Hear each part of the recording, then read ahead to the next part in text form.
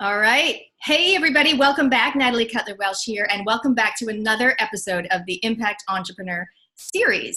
We are doing season 2, and it is all about resilience and wellness. I have brought in the beautiful Malaine Lea. Hey, to join me. So exciting because we are going to talk about a topic that she knows a lot about, which is true abundance and financial resilience. Interesting topic. So before we dive in, Malaine, I would love it. You and I met on a mastermind group. Yes. This is the first time we're meeting in actual person. Yeah, which is pretty cool. Very cool. I love it when you have synergy with someone. And I actually did your program, which I loved. We can definitely mention that. I love when you have synergy with someone and then you finally get to meet in person. There's something magic about that. So thank you guys for joining us today. We've got the Facebook Live, we've got the Zoom, and we are going to dive in. But before that, Malaine, can you give us some backstory about what you're up to now, but what brought you here? Yeah, totally. So, hey everyone in both worlds. So basically I have been primarily focusing on the wealth and abundance world for the past 4.5 years or so since I've started. And it really kind of emerged more into money and wealth the past few years, of course, because here's what I always say, guys. When it comes to mentoring and teaching and things like that, always come from experience, not from advice. So everything that I teach is from a space of, here's what worked for me, here's how I know to get through this situation, here are the steps that I took, and now I'm going to show them to you. Never from a place of like, oh, well, maybe this will work for you, or this could be nice, or here's a cool idea. And so basically, when I decided to start my own business, I was actually fired from my corporate job, where I was doing really well. And it was quite funny because I said to one of the ladies that I was working with, I'm like, I really think I'm going to get fired. And she was like, there's no way you're getting fired. You bring in this company so much money. And I said, no, I had this premonition and I saw myself leaving the job.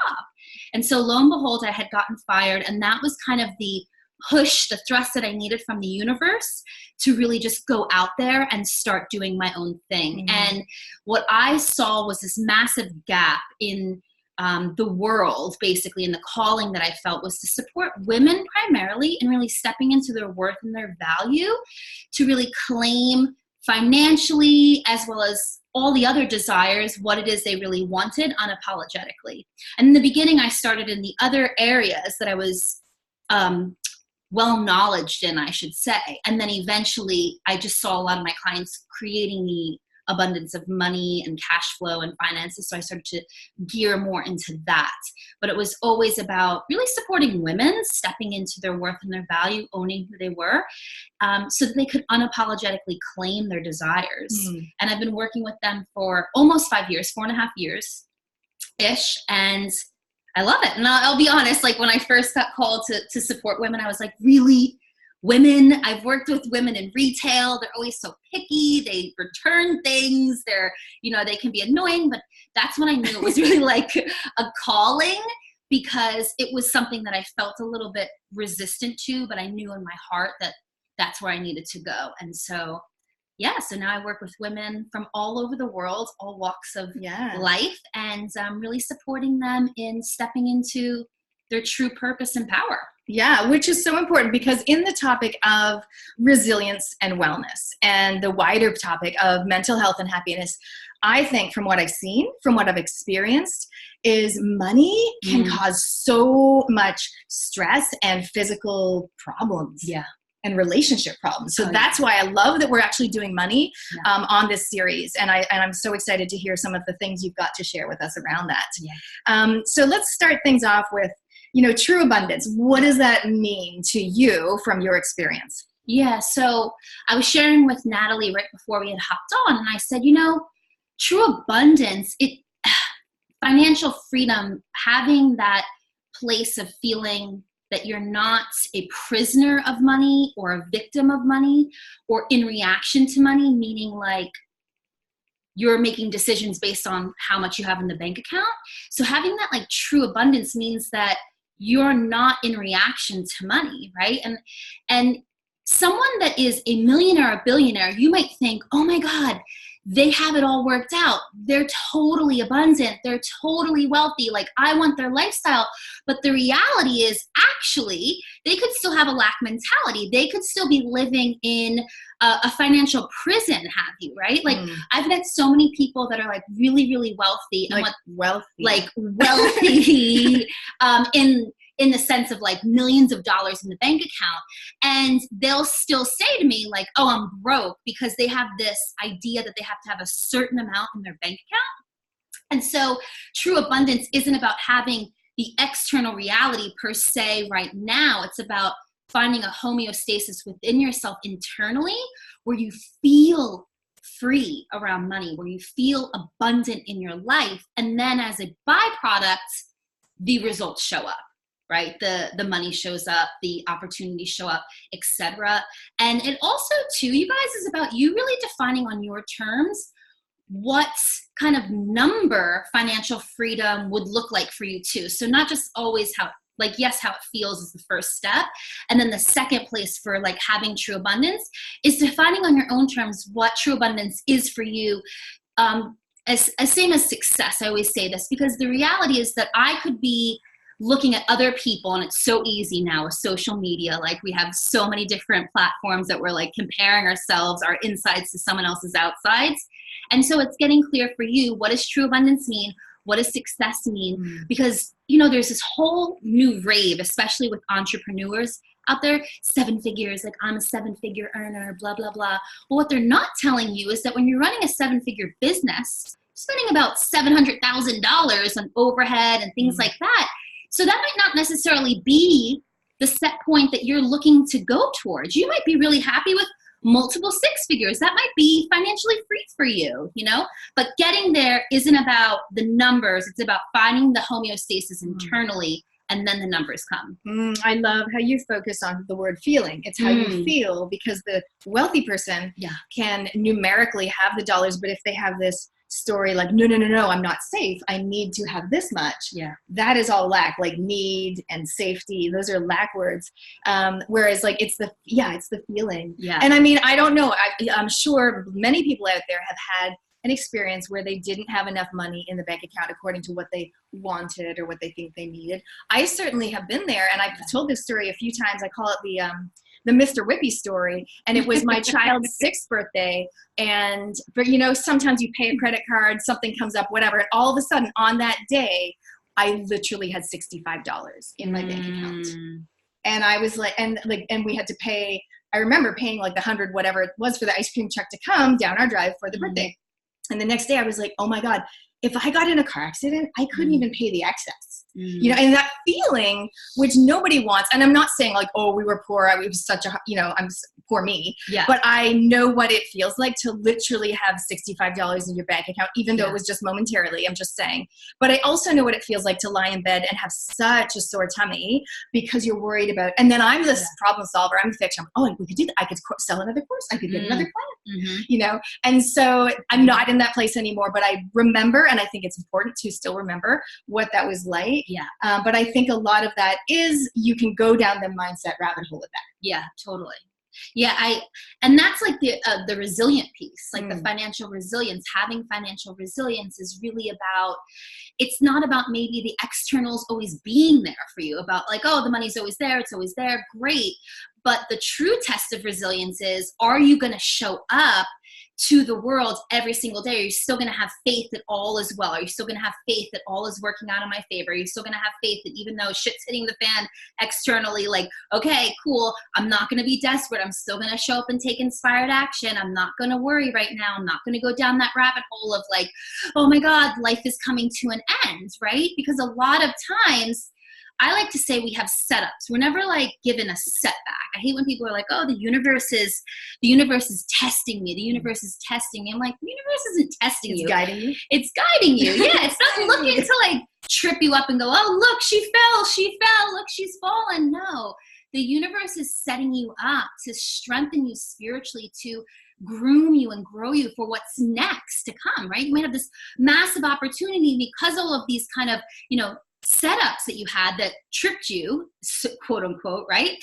allowed you to then master this opportunity that comes through. So financial resilience is about being able to, remember that internal homeostasis I was talking about, that internal environment that you have. It's about no matter what goes on externally, whatever the bank account is saying, you're not rocked, you're not wavered, you're deep in your trust and your faith and your knowing. You're like, I know all is well. I know everything's working out for me. Now, you're not sitting in the corner eating a cheese sandwich. All my clients always laugh when I say this, but like, you're taking inspired action daily. You're asking, you're going internally. Now, I like to call this time my listening time. So whether you are listening to whatever higher power you believe in, I say God, but you can say whatever. I'm non-denominational with my God, but whatever it is for you, right? And that's time to like listen to your intuition, your soul sharing with you, hey, take this action, take that action. And that's when these like crazy inspired actions come out of nowhere. You hear all these stories from really successful people, and it's never, they were like, oh, well, logically, A to B added up. No, they get these like, I had this hit, I had this gut feeling, I just knew, and I took this action. And the only way those inspired actions can come through is if you're in a space to receive them. And if Natalie had that day just like spiraled out of control and been like, I don't know what to do, I'm just gonna, eat a cheese sandwich and hide in the corner or whatever, it would have actually blocked all the opportunities that the universe was going to present her with, or ideas that she would have been inspired with. So like financial resilience really is about claiming that peace within you every single day, regardless, because nothing external can take your power unless you give it to it. I love it. Hello to our Facebook Livers, Jen and Melinda, Anita. So good to see you guys. So this is such good stuff. I love this topic, and I love, as women, I think it's so important that we take power with our money. I mean, I love money. I'm very money motivated. I don't want to apologize for that, because for me, money is opportunity to change the world for the good. That is for me. It's like the more I make, the more I can help people. That's just my brain. And I am a growth mindset person as well. But I also think, we do, as women, you never know what's around the corner. No. When I packed my bags and it closed, said goodbye to a beautiful relationship and moved across the world, I didn't know that I wouldn't come back for 20 years to Canada. Like, I didn't know that, right? And once in 20 years I went back, and the earthquake, I didn't know we were going to have to just spent $200,000 on a house, move to Auckland because we have no job, massive rent, blah, blah, blah, equals $65 in the bank, right? I didn't know that, but it's like, you got to have a plan, and you got to take action. I totally agree. And I think every smart woman, as I'm going to quote Karen Jacobson, she told me every smart woman should have some form of residual income. And I totally agree. Hey, can you share with us, so I did your 30-day challenge last year. Can you share with us every day she does a Facebook Live, and every day there's this task. They're all so cool. Can you just share like one or two to give these guys some actual homework or some actions? Totally. Yeah. I love that. A lot of the courses that I do, you guys, are 30 days, 60 days, and it's like one tool a day. It's kind of like how A Course in Miracles works, where if you do the lessons, it's a lesson a day, I think, for 365 days, right? And for me, that just works because it's digestible, it's applicable, right? It's not these like esoteric ideas that I don't know how to like bring it into my life. Oh, I'm so overwhelmed. Because a lot of the people that I work with are, women that are multitasking. They have various jobs, they're mothers, etc. So breaking it down into bite-sized little tools is always so easy for them, right? So I'll give you guys a couple of things when it comes to financial resilience, financial freedom. Number one is kind of what I was sharing earlier, is about listening, creating space where you're just going in intentionally to listen to the actions, kind of the marching orders that are coming from your higher power, your higher self, your soul, I like to say. It's those intuitive hits or nudges that you might get. And so a lot of you might say, well, like, I don't know what my soul sounds like. I don't know what an intuitive nudge sounds like. Well, this is practice to go in and really set the intention. So what I like to do is I go in and I'll literally say, okay, God, here I am.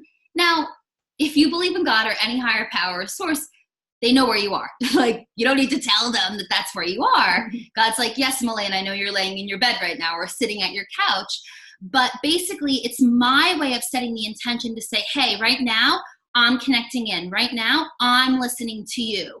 What are the directions? What would you have me do? And so literally I just sit there and focus on listening. Any thought that comes up, I just kindly glide it out, right? And a lot of times something will be like, patience, Malaine, wait, don't make any moves today. This week I actually had take no sales actions. And for me, I'm like, what? That was so foreign to me. I take about 10 sales actions a day. I'm always in action. And it was like, no sales actions. And I was like, okay, cool. Do you trust to take those actions? Do you trust to do what I'm asking you to do? And I'm like, okay, I'll do that.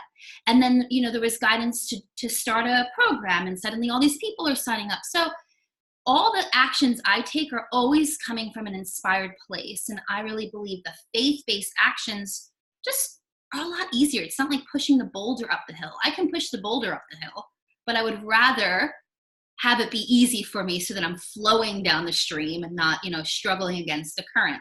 So that's one. The listening exercise I think is so powerful, you guys.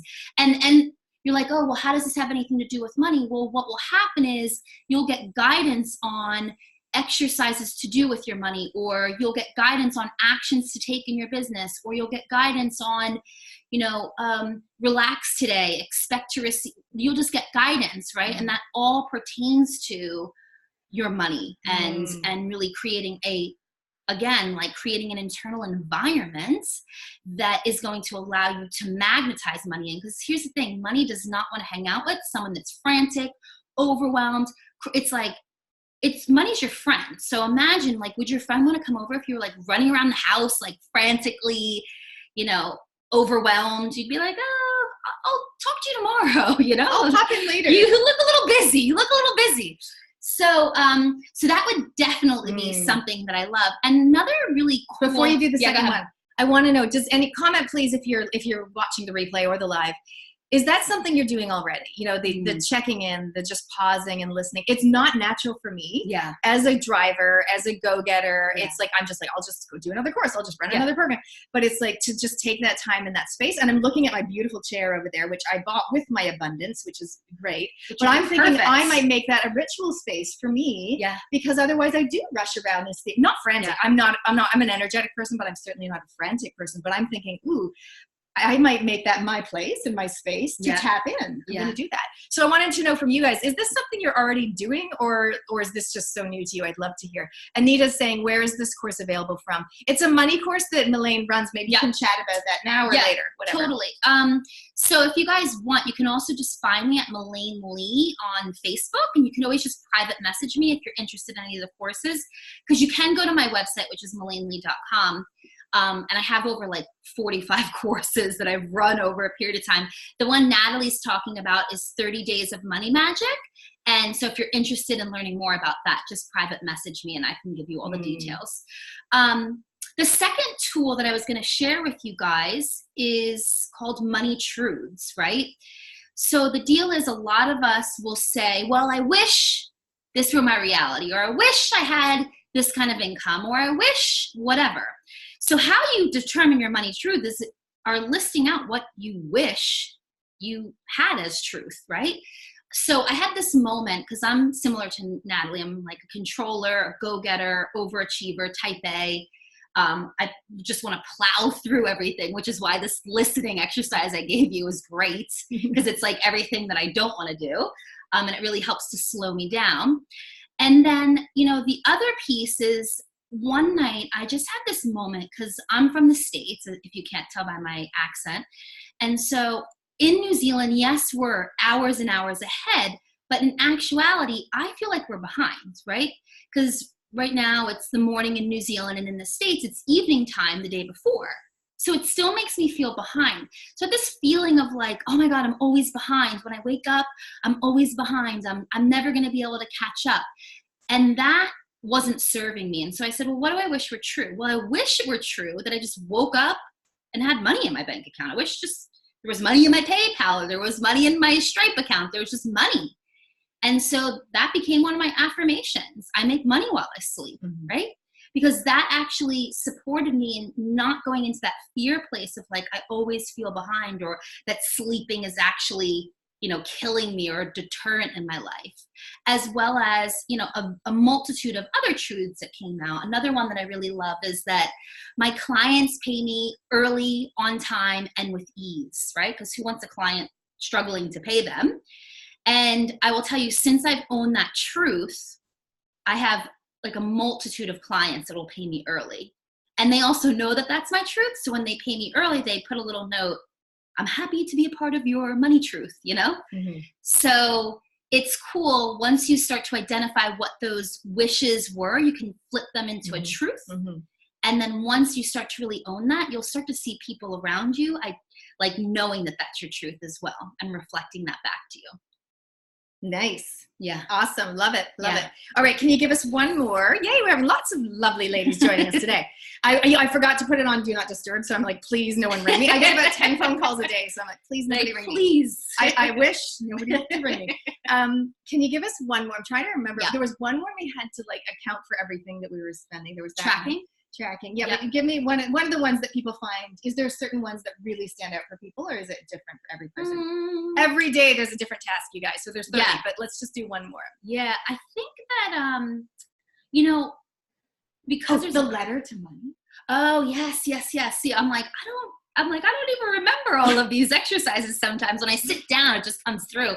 So one of them that Natalie just mentioned, hey ladies, is the letter to money. And so here's the deal. A lot of us have a really messed up relationship with money, in that it's kind of like, if you think about it this way, if you're a guy with a woman, or a girl with a guy, or if you like whatever, whatever kind of relationship you're into.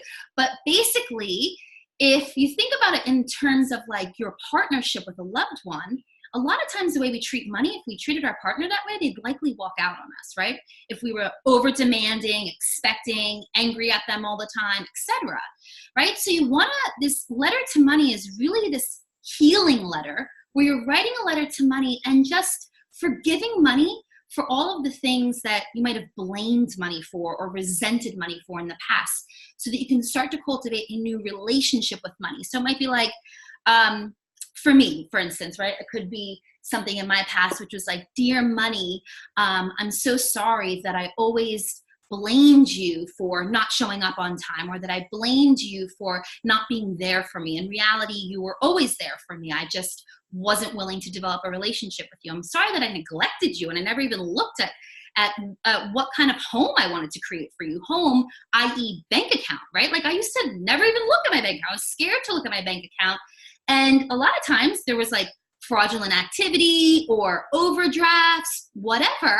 And I was just really irresponsible with that. And so I was like, sorry, money, that I neglected you, and that I never paid attention to you, and that I didn't give you a beautiful home. Because the thing is that money, again, is an energy, and it's just like you and I, we're all created with energy. So it is a relationship.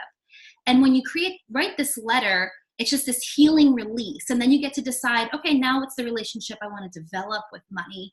How do I want to honor money, respect money, love money? And then that's where I implement even more tools with, tracking money, etc. But it's not boring financial. It's like it's loving, financial. It's so different. It's about like finding that unique, fun relationship with money. Yay. Because we all do, just from where we come from, have a money story of sorts. And I guess mine was like, I did come from a quite abundant family. Yeah. And I think I didn't feel guilty. I don't really do guilt as such. I felt empowered, like coming from a place of, I've come from such a positive background and a money, happy background, that who am I not to go out and change the world? But I really would like to think I'm coming from an empowered place, not, well, I should and I have to. Yeah. But yeah, I think it's a fascinating topic. Yay, Sarah! Thank you for joining us. Sarah Menlove is on the call. She actually was one of my previous guests. So if you guys haven't seen the series, definitely go back and check it. You can look at it, nataliecutlerwelsh.com/impact entrepreneurs, to watch a whole bunch of awesome people sharing their gold with us today. So hey, is there anything you want to do a shout out to? Every single series that I do, I ask my guests, is there a certain charity or cause or a book or anything that you want to do a shout out to? Yeah, she had mentioned this before, and like the first thing that came to mind, you guys, is, and again, like I am not a practicing Catholic or Protestant or anything like that. I'm non-denominational when it comes to my faith. Although I like really, really, really love Joel Osteen, who is a huge minister or priest. I'm not sure what he calls himself. I think minister. And he runs a podcast, right?